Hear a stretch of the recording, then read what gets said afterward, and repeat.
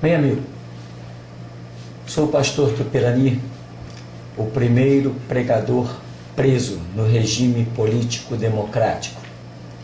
Cá entre nós, para num país que supõe-se liberdade de expressão, tentarem te tolir, você tem que ser muito bom, tem que mexer na ferida de muita gente, mas cada um tem o seu chamado ministerial. Esse é o meu, comprado com sangue. Foi para isso que eu fui separado por Jesus Cristo, para denunciar a posição dos poderosos. Bom, a minha prisão de 18 dias de sequestro foi movida por uma comissão, esta chamada Comissão de Combate à Intolerância Religiosa, que é composta por delegados, juízes, advogados, babalorixás, tudo espírita, né? Sem nenhum problema, poderia ser uma comissão de justiça, mas não é, na verdade, uma comissão de justiça nem de combate à intolerância. Isto é mentira. Ela é uma comissão completamente intolerante, que não aceita que falem nada contra os conceitos dela. E nós sabemos que todos nós que temos uma vida pública temos que ser suscetíveis aos aplausos e às vaias. Afinal, neste grande circo chamado mundo, todo mundo é aplaudido ou é vaiado. E assim funciona a sociedade. Quem não quer ser vaiado ou aplaudido, que não se meta em vida pública. Nesse país falamos mal do presidente, falamos mal de governador, falamos mal de padre, de papa, de arcebispo, de cardeal, de pastor, de tudo que é político. Falamos. Se você ligar a rádio aí, na Band News, você verá que os jornalistas estão arrebentando, por exemplo, atualmente com o presidente Lula. 34 milhões gastos em armamento, e os jornalistas estão dizendo, como o Boechat, para quê? Estamos em guerra? Enquanto que os hospitais estão nesse caos, as escolas, professor em greve, tudo um caos, a segurança pública é um caos, e 34 milhões em armamentos. Tem jornalista que diz até que foi 52 milhões, mas, enfim, o que eu quero dizer é que nesse país todo mundo é suscetível. Todo mundo é alvo ou de crítica ou de aplauso, se não quer que não se meta em vida pública. Então, nós temos aí na sociedade vários conceitos religiosos. Ora, quanta gente não me critica, quanta gente não me chama de louco, de fanático, de ladrão. Meu amigo, entra por um ouvido e sai pelo outro, e eu vou vivendo a minha vida, estou de pé, e bem de pé, como se vê que até aqui me tem ajudado o Senhor, o Todo-Poderoso. Então, quem não quer críticas de público, que não se meta com público. Então, eu tenho a língua afiada. Então, no país democrático, eu consegui provocar, denunciar a tal ponto que eles tiveram que armar, como disse Henrique Pessoa, sou delegado, sou espírita, e eu armei para você. Foi isso que me foi dito dentro da 6ª DP, aqui pertinho de mim, a 10 minutos a pé. Foi isso que me foi dito ali. Não sei se a proximidade comigo aqui facilitou as armações, também não interessa, porque não tem laços que me possam segurar os pés, não tem cadeias que me possam conter. Eu fui chamado para o ministério, este ministério é de denúncia, e eu desafio qualquer conceito que me possa parar. Vou levar a minha missão até o fim, e doa em quem doer. Esta comissão da qual eu estou falando é uma comissão, na verdade, intolerante. O grupo de espíritas contidos nesta comissão se mancomunaram e vieram contra os meus trabalhos da internet. Mas você que acessa os meus trabalhos na internet, você não vê o que eles viram. E olha, o mais fantástico é que o Ministério Público acatou o pedido de prisão. Que coisa impressionante, né? Mas espera, porque a parte do Ministério Público vai chegar. O melhor pedaço eu estou deixando para o final.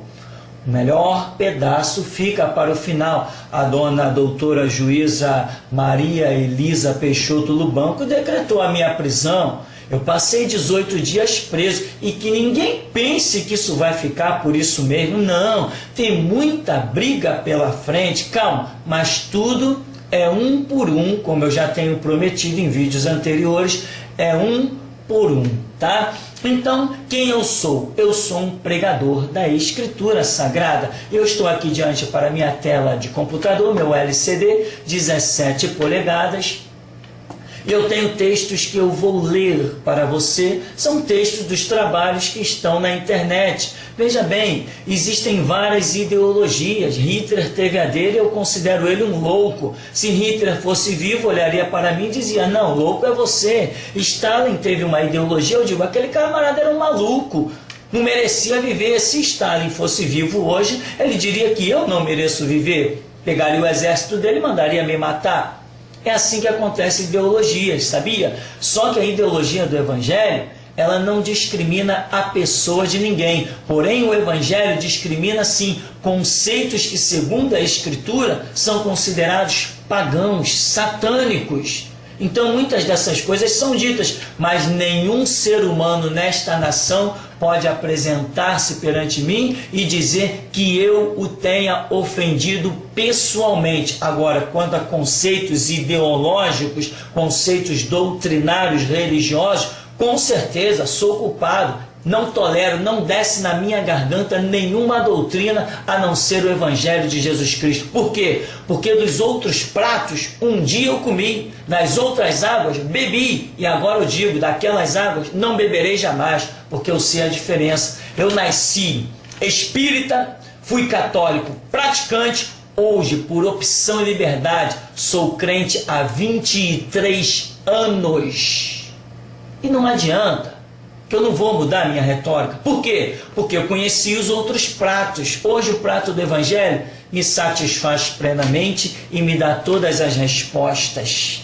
Hoje eu me considero livre e não escravo como outrora. Bem, o vídeo é muito rápido. Vamos aos textos? Anote aí. Êxodo capítulo 20, até do verso 1 até o verso 6 diz, então falou Deus todas estas palavras, dizendo, eu sou o Senhor teu Deus, que te tirei da terra do Egito, da casa da servidão. Não terás outros deuses diante de mim. Não farás para ti imagem de escultura, nem alguma semelhança do que há em cima nos céus, nem embaixo na terra, nem nas águas debaixo da terra. Não te encurvarás a elas, nem as servirás, porque eu, o Senhor, teu Deus, sou o Deus zeloso que visita a iniquidade dos pais nos filhos, até a 3ª e 4ª geração daqueles que me odeiam. E faço misericórdia a milhares dos que me amam e os que guardam os meus mandamentos. Está aí, só essa primeira retórica de Êxodo capítulo 20 está dizendo aí que isso é iniquidade, as imagens de escultura. Eu não vou deixar de pregar isso, porque é nisso que eu creio e é isso que há 23 anos eu prego.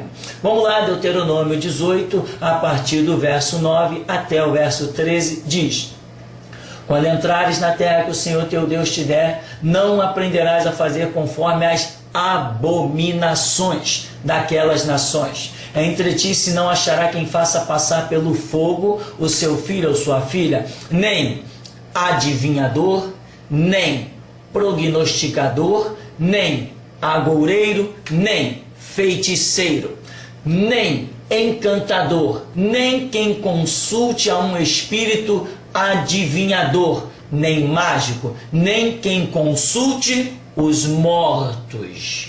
Pois todo aquele que faz tal coisa é abominação ao Senhor, e por estas coisas o Senhor teu Deus os lança fora de diante de ti. Perfeito serás, como o Senhor teu Deus. Bem, é o texto bíblico. Eu tenho direito a pregar, eu tenho direito a falar dele. Agoureiros, prognosticadores, quem invoca os mortos. Eu não tenho nada contra quem invoque os mortos, que invoque o cemitério inteiro, é problema de cada um.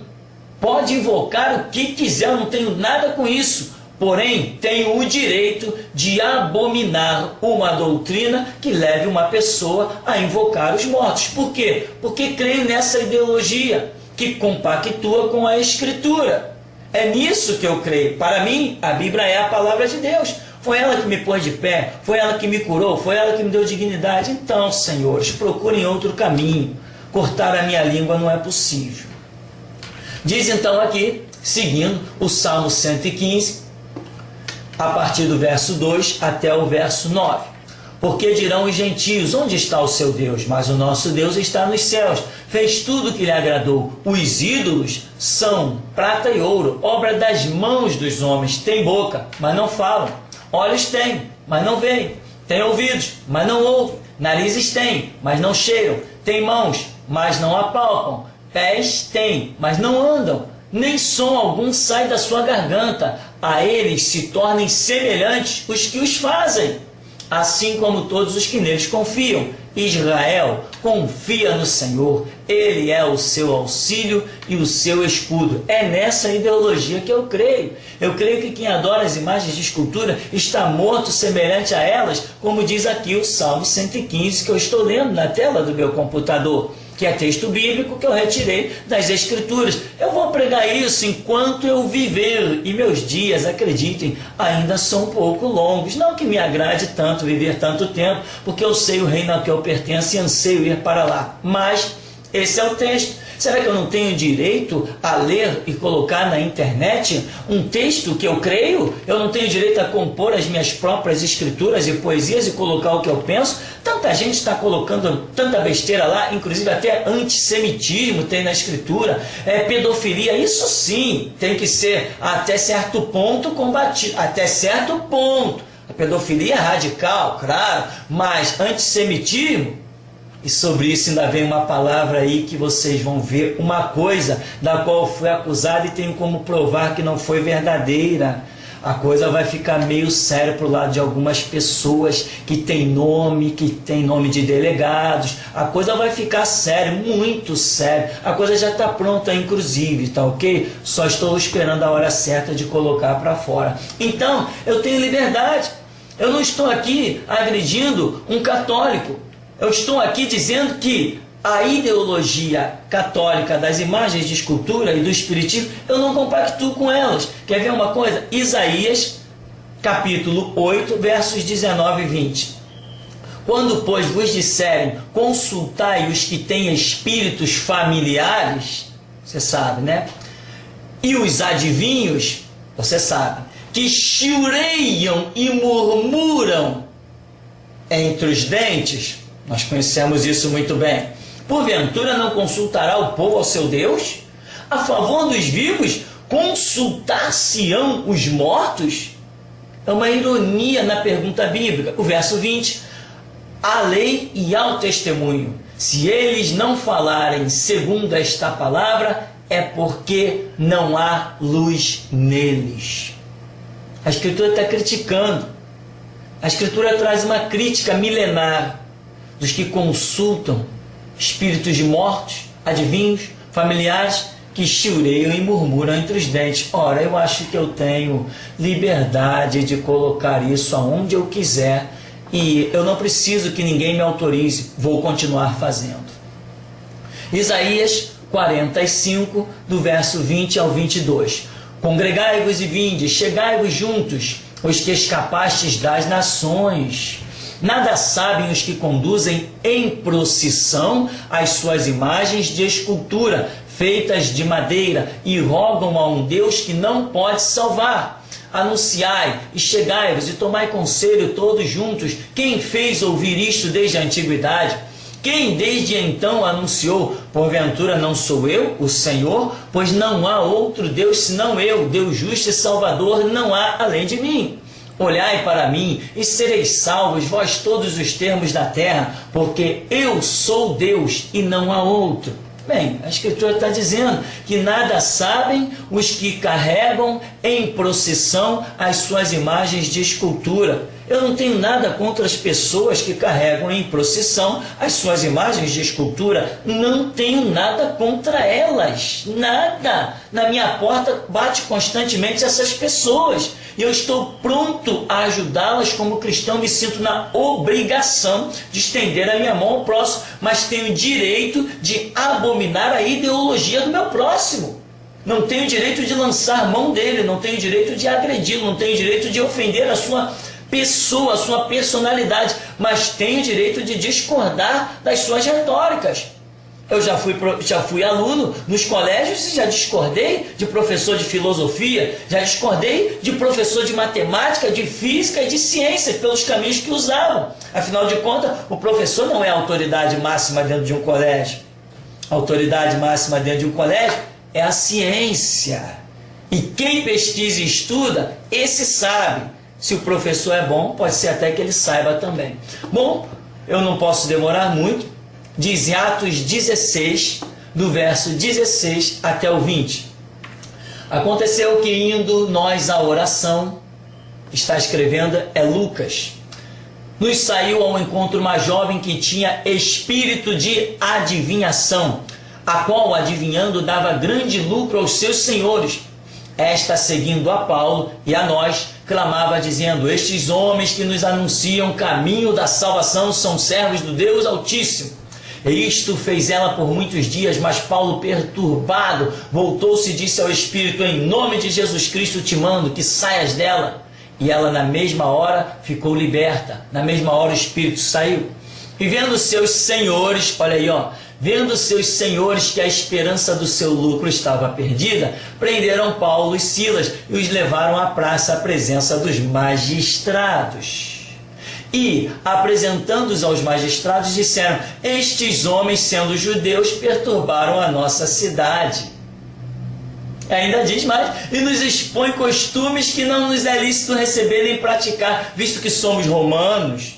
E a multidão se levantou unida contra eles, e os magistrados, rasgando-lhes as vestes, mandaram açoitá-los com varas. A história é antiga, né? O que vai fazer agora? Atos 16. Você aí que quer a verdade, consulte lá, olha, que um espírito de adivinhação, Paulo teve autoridade em Cristo Jesus para expulsá-lo. Mas os seus senhores dizem: agora, quem vai faturar para a gente? Querido, sinto muito, mas doa em quem doer. Romanos 1, 23. Romanos, capítulo 1, a partir do verso 23 até o 32, uma leitura rápida, tá? Porque eu tenho pouquíssimo tempo. E mudaram a glória do Deus incorruptível em semelhança de imagem de homem corruptível, de aves, de quadrúpedes, de répteis. Pois por isso Deus os entregou à concupiscência de seus corações, à imundícia, para desonrarem seus corpos entre si. Pois mudaram a verdade de Deus em mentira e honraram e serviram mais a criatura do que o Criador, que é bendito eternamente. Amém. Por isso Deus os abandonou às paixões infames, porque até as suas mulheres mudaram o uso natural, ao contrário da natureza. E semelhantemente também os homens, deixando o uso natural da mulher, se inflamaram em sua sensualidade uns para com os outros, homens com homens, cometendo torpeza e recebendo em si mesmos a recompensa que convinha ao seu erro. E como eles não se importaram de ter conhecimento de Deus, assim Deus os entregou um sentimento perverso para fazerem coisas que não convêm. Estando cheios de toda iniquidade, prostituição, malícia, avareza, maldade, cheios de inveja, homicídio, contenda, engano, malignidade, sendo murmuradores, detratores, aborrecedores de Deus, injuriadores, soberbos, presunçosos, inventores de males, desobediência aos pais e às mães, nécios, infiéis nos contratos, sem afeição natural, irreconciliáveis, sem misericórdia, os quais, conhecendo a justiça de Deus, que são dignos de morte os que tais coisas praticam, não somente as fazem, mas também consentem aos que as fazem. Diz ainda aqui, Apocalipse 21, 6. Apocalipse 21, do 6 até o 8 diz: e disse-me mais: está cumprido, eu sou o alfa, o ômega, o princípio e o fim. Esse é Jesus falando. E quem quer que tiver sede, de graça lhe darei da fonte da água da vida. A água da vida significa a palavra de Deus. Quem vencer dará todas as coisas, eu serei seu Deus, ele será meu filho. Mas quanto aos tímidos, significa covardes, aos incrédulos, os que ouvem a verdade, mas não a querem, aos abomináveis, aos homicidas, aos fornicadores, aos feiticeiros, aos idólatras e todos os mentirosos, a sua parte será no lago que arde com fogo e enxofre, que é a segunda morte, condenação eterna. Apocalipse 22, do verso 11 ao 20, diz assim: quem é justo, faça justiça ainda. Quem está sujo, que se suje-se mais ainda. Verso 12: e eis que cedo venho, e o meu galardão está comigo para dar a cada um segundo as suas obras. No verso 14, Apocalipse 22, 14: bem-aventurados aqueles que guardam os meus mandamentos, para que tenham direito à árvore da vida e possam entrar na cidade pelas portas. Ficarão de fora os cães, os feiticeiros, os que se prostituem, os homicidas, os idólatras e qualquer que ama e comete a mentira. Apocalipse 22, 18: porque eu testifico a todo aquele que ouvir as palavras da profecia deste livro. Se alguém lhes acrescentar alguma coisa, Deus fará vir sobre ele as pragas escritas neste livro. Se alguém tirar qualquer coisa das palavras desta profecia, Deus tirará sua parte do livro da vida e da cidade santa que estão escritas neste livro. Apocalipse 22, 20: aquele que testifica estas coisas diz: certamente cedo venho, ora vem, Senhor Jesus. Se você quer a verdade, vá em busca dela. Ela está aí na Escritura, está para todos. Mas quanto a mim, sinto muito. Não tenho nada contra a pessoa de ninguém, mas ideologia para mim de vida é a glória da palavra de Deus. Doa em quem doer.